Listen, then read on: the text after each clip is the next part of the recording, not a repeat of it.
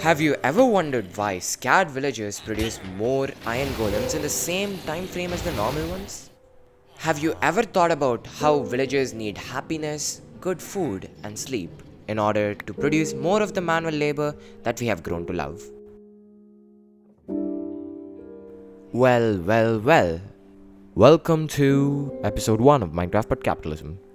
Understanding labor through the metaphor of a villager in the lens of Minecraft. Conditions apply.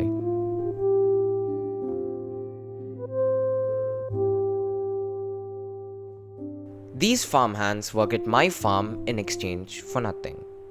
Not this nothing, that nothing. My point is, they work to make the work faster, and the quality of their work is also better. Pretty cool, isn't it? Albert likes comfort, but comfort doesn't really like Albert, so Albert is left stranded in our system, which cares about his comfort and his comfort zone and letting him work inside it. Say hi, Albert. Hi, Mr. Wandering Trader. I am really grateful for you to let me work in your farm so that I can feed my family. You know, it's such a huge thing.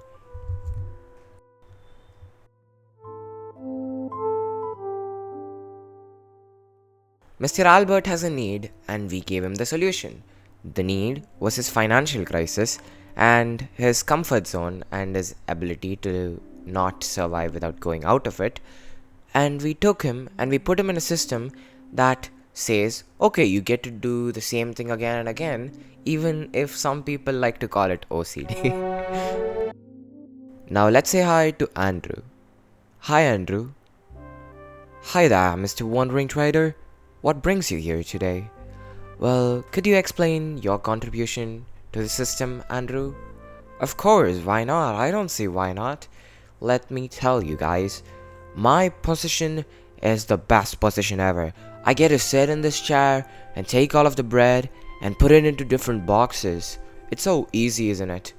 Now, all of the bread that Albert and people like Albert give Andrews, he puts them into the different hoppers, and those hoppers sail into our packaging systems and stuff gets packaged. And for doing all of the quality checks, right, Albert gets his fair share of a full inventory of bread. So this is how I think you leverage labor. Hey you! At the moment, are you wondering if Albert and Andrew could be more productive under a more efficient system? The answer is no, for the context of a bread farm at least. But in the case of an iron farm where iron golems are harvested, heck yeah! It depends on the context a lot of the times. And I'm gonna show you how you can make Albert and Andrew more productive in the right next chapter, right after this. Quick fourth wall break, characterizable by presence of big companies. Yeah, now this is an advertisement for this channel, and if you did really like what you saw thus far here, then you're also gonna like the things that you're gonna see more here.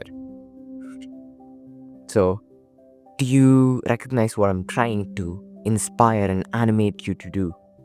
I want you to push some buttons, tiny buttons, in exchange for tremendous humongosaur value, humongosaurus value. And yeah, I'll meet you back in the video. Set fire to a pig's tail, and it'll crawl to the ocean as it wails. Sun Tzu. This is Corporate Psychology 101, and yes, that is exactly how they get labor out of people. Before we learn the right spiritual way to treat our Andrews and Alberts with respect and get good work out of them as well, I want you to listen to this as a cautionary tale to avoid doing them when the urges to do them arise. Here we go.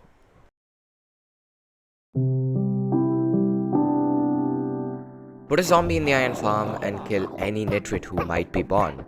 So the people know they could be next if they turn into a nitwit, so they won't turn into a nitwit. And now you have the fullest produce of iron all to yourself, all according to Minecraft strategy, which is basically a simulation of our real world. Killing off nitwits is the equivalent of a layoff. And you tell the people that if they turn into a nitwit, they are laid off. So they don't. That's a good thing, isn't it? Well, until you see the side effects. So, if this reward cycle continues with salary and the need to prove oneself worth, people start becoming real pussies who try to keep proving their own worth to everybody they meet because it's literally a habit that's been formed in their head. It's an addiction loop which addicts you to the worst behavior that a person can have, which is external validation seeking behavior. And I didn't really know how to phrase it, but it looks really ugly when people try to do it. And because humans are so much more complicated than villagers, humans start manipulating each other. And this forms the basis for office politics. And that's not really a good thing at all, but it exists and it has to be acknowledged. The type of environment you put a person into essentially determines the person that the person who was put into the environment will become. Whatever I said sounds like something said by Nityananda. Further wording was censored by the editor because it was not possible to leave it on YouTube without being taken down. Thank you. Here are some examples of classic corporate manipulation. First one is misdirection because it's the easiest one. And the thing is, I saw in a video with a guy named Sanko-kun. The world around us is a noisy place.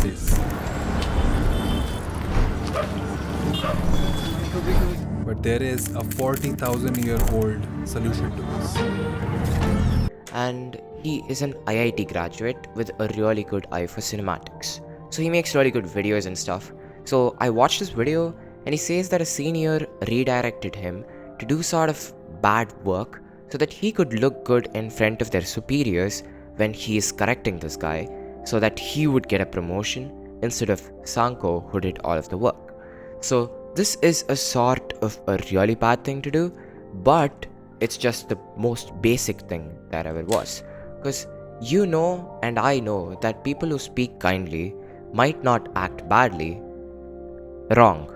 That's actually very wrong. So the person spoke very nicely to him and sort of was very cooperative and all, but behind his back there was a looming knife all of the time. And based off of what I know, people who are actually fit for a certain position when they apply, their documents are left unprocessed because somebody else wants to get to that position and either has really good influence around the people or has a lot of money and power to give the other people more money. And yeah, that's crazy. And that happened in a closer circle of mine. So the person's documents were left unprocessed and this person remained on the top all of the time. And the appointment order came a freaking year later. Crazy, right? Now, just take some time and think about what I said earlier, and you will find yourself in a moral dilemma as to whether this is how you should actually lead people. Now, all of this office politics and stuff, it happened because people were treated like villagers. And they thought villagers couldn't be more complex. But the problem was, they were. And nobody wanted to take accountability for any sort of work, so they made other people fail. And nobody wanted to actually do any sort of work, so they put it under their juniors and they took the name to themselves. They did not do a single scrapnel of work and they still wanted credit. And yeah, that's crazy, isn't it? I'm not going to tell you that this system of corporate is inherently bad or good, because at the end of the day it produces work, and in a results based society we live. So that's exactly what we have to look at. But even for a system based on results, I think we need to look at more human variables so that we can incorporate them into the system. And I certainly think that this anxiety inducing idea of layoffs and pay and the need to prove yourself constantly is a sort of a lesser effective one. So I have a better solution and I will propose it in the next part of this video.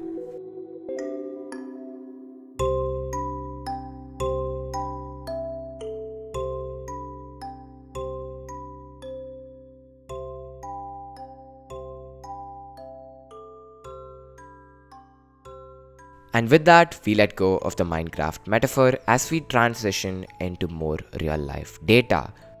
I sort of went about and asked a lot of people in this field about what they think about what we're talking today, and they gave me their ideas as solutions. How would you integrate a worker deeper into the system without actually causing fear and anxiety?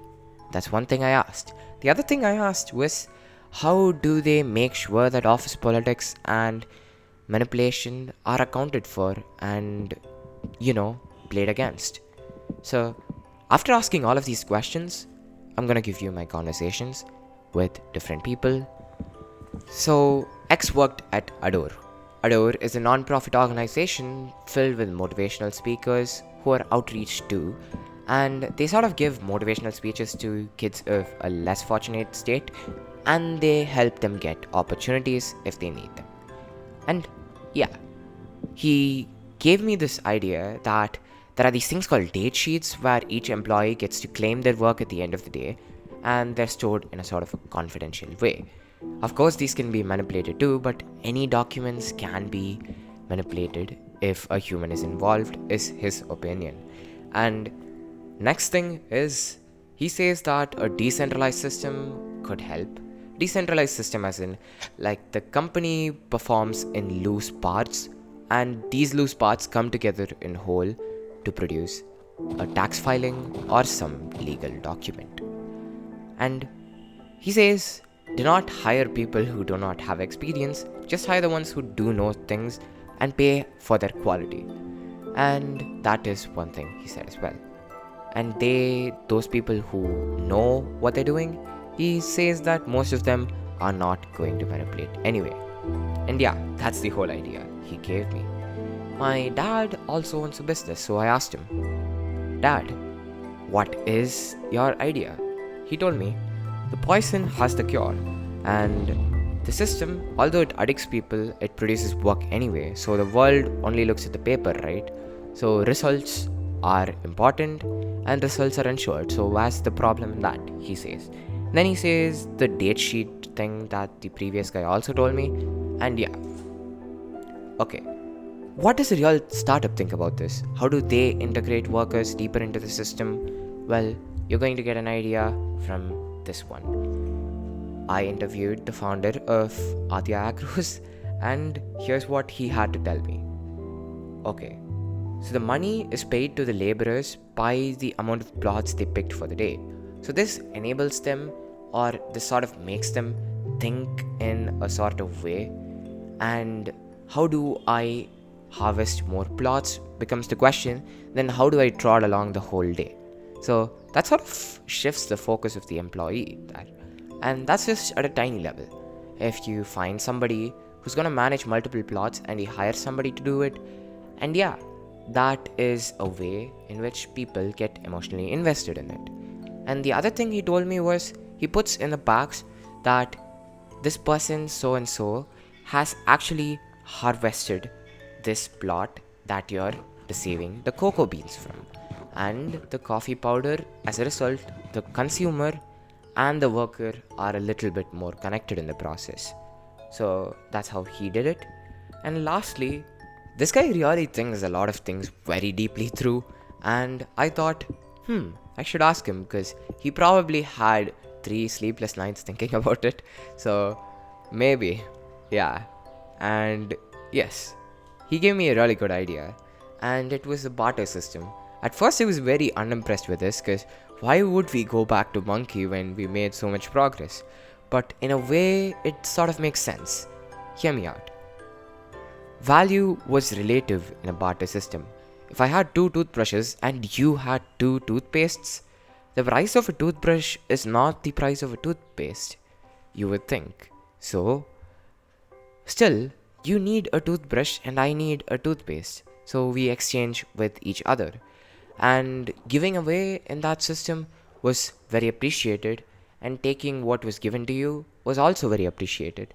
So, the concept of money not existing means the concept of greed also did not exist. But I think it's a little bit too much, because we've already opened Pandora's box, and it's like saying we want to close it. Pandora is already out, man. After listening to all of these perspectives, you must gain your own perspective, right? And I did. Or rather, after listening to everybody's perception, you must gain the perspective of the situation, right? Well, I did a little bit. So, if you want to hear me out, stay. Me, I personally believe that people are products of their environment. And some people thrive when the work is 110% times their capability, and others seem to thrive when the work is like one little focus sprint that they have to complete. So you have to find out which category the people fall into. For one type, you have to keep providing work in little and little blocks so that they finish it faster. And for the other type, you have to give them a bigger goal so that they can focus on that. And the next thing is, I usually differentiate between generalists and specialists. And when we're doing a project, I let the generalists sort of manage the specialists of the team. And if I'm a specialist in any one of the area that we're doing a project on, I step down and help sometimes. So this is some of the things that I do. And the other thing is, look out for the victim mentality and don't let people play the victim card successfully in front of all of the others. It makes you look really bad and it looks like you did some sort of a mistake when in reality they're being illogical and they're sort of attracting attention. The best thing to do when that happens, I've found, is to play a reverse victim card in front of everybody. Like, portray yourself as being helpless, like, what will I do if this guy doesn't work? Why is he in the team? If you guys worked, your work has to be respected. Some sort of that kind of a card. And everybody will start falling back into your bucket. And yeah, these are some sort of basics that you can go by. And you just need to know which one of the types I've told is your guy and treat him accordingly. And the other thing to do is let the magician work their magic without complaints. Because, like, if they know the intention of the project and if it aligns with the intention of the project, narrow it down to very simple conditions. And if their work satisfies those simple conditions, just leave it be. Because if you make people loop back into the same thing again and again, they sort of get stressed. And you don't really want that if you want completion of something. Lastly, if your team is lacking in any certain area and you are a generalist, which you should be if you're a leader, you should step down and sort of help in that area. It doesn't mean you have to finish the full work. It just means that you have to finish the tiny bit, which is the specialized part that nobody else has ability to do. Because, like, it takes integration of everything else or something. So right now, what I've shared is from my personal experience. If you want what I've gained from doing the research for all of this video and stuff, one more thing is, for people, monetary benefit is just sometimes enough for certain types of work. In the private sector especially, some people are not going to do any work and there's no point stressing on them. It's better to remove the leeches than to keep them for the purpose of virtue signaling, saying that, look, even if you are problematic, I will be sympathetic to you. That does not really serve your purpose, so you need to know about that. And if you want to one day actually manage labor in mass, the best thing is to learn to look at actions and learn to look at things in paper. So if somebody went somewhere for some death or something is their reason, ask them for evidence. It may sound very rude to you or the other person, but keeping a record of things is very useful, and I've seen it being used in businesses that are owned by people related to me whom I cannot talk about for the sake of privacy. And that's literally it.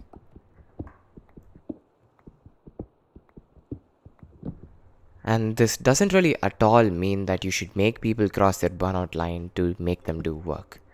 It doesn't work that way. You look at the evidence and you look at their actions. Their productivity's been decreasing. Have a talk with them. Check if they need a vacation or something. And just send them on the vacation and have somebody else a generalist of your team fill in for them for a little bit. And then when they're back, they're the specialist and the generalist can chill. So that's the whole idea. Now, what I've talked about is essentially the very most simplest system, and that's how I learned to do all of this stuff. And from what I've learned, that's pretty much it. It's basically integrating these mini visions of mini teams inside of your team into a massive vision of your company that is trying to serve the people. And that's it. That's what I think. This video, if you learn something from it, comment, like, share, whatever the hell. Push a lot of buttons.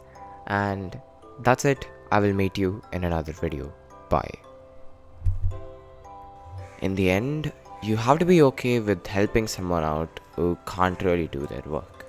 I don't mean do it for them. I just mean sit beside them and let them do the work, and wherever they get confused, they just ask you. That is just a better approach than trying to do everything the traditional way, where you just let one person, get all of it and get stuck at a point, and then you're like, it's your job, you should figure it out. It's better to sort of help with support. And that is what I think and believe. And that is the end of this video. Thank you for watching. My name is Monish. The channel's name is humanzee. A weird name for a channel, right? Well, yeah. So subscribe, hit some buttons if you need to see another part of this video. Bye.